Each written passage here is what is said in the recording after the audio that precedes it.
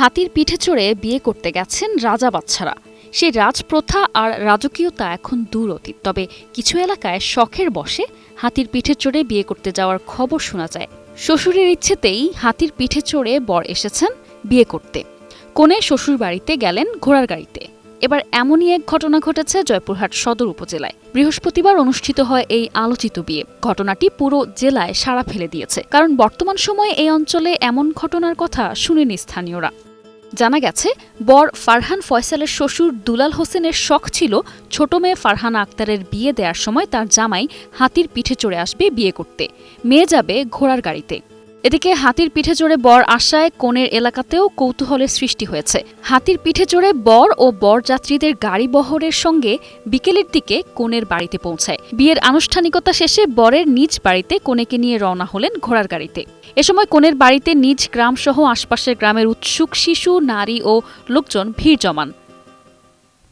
আমরা আসছি, আমার শ্বশুরের খুবই শখ, অনেক দিনের পরিকল্পনা। আমরা আসছি হাতি করে, এবং যাওয়ার সময় আলহামদুলিল্লাহ আল্লাহ যদি নিয়ে যায় আমরা ঘোড়ার গাড়ি করে যাব।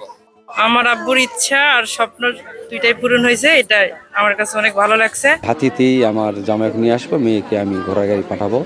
এই সাধনা নিয়ে আমি মস্তান যাই, হাতির খোঁজ নিয়ে সেখান থেকে হাতি বুক দেই। তার শ্বশুরের শখ এবং আমারও শখ পূরণার্থে তার শ্বশুর এখানে হাতি পাঠাইছে।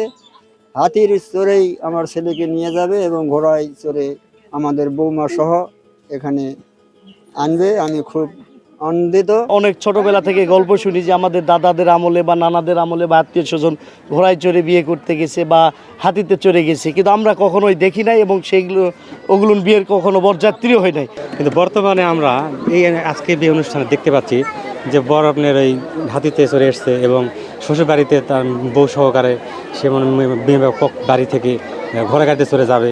এটা আসলে খুব একটা ভালো দিক। ওয়াও, এভাবেও বিয়ে হয়, তখন থেকে আমার দেখার খুবই ইচ্ছা ছিল। তো আমি যখন আমার খালামণির বিয়েতে আসলাম, এরকম বর হাতির পিঠেতে করে বিয়ে করতে আসলে, আবার বিয়ে করা শেষে কনে এবং বড় ঘোড়ার গাড়িতে করে যাবে, তো জিনিসগুলো দেখে আমার খুবই ভালো লাগলো। নিশা আলম, নিউজ ডেস্ক, 21 টেলিভিশন।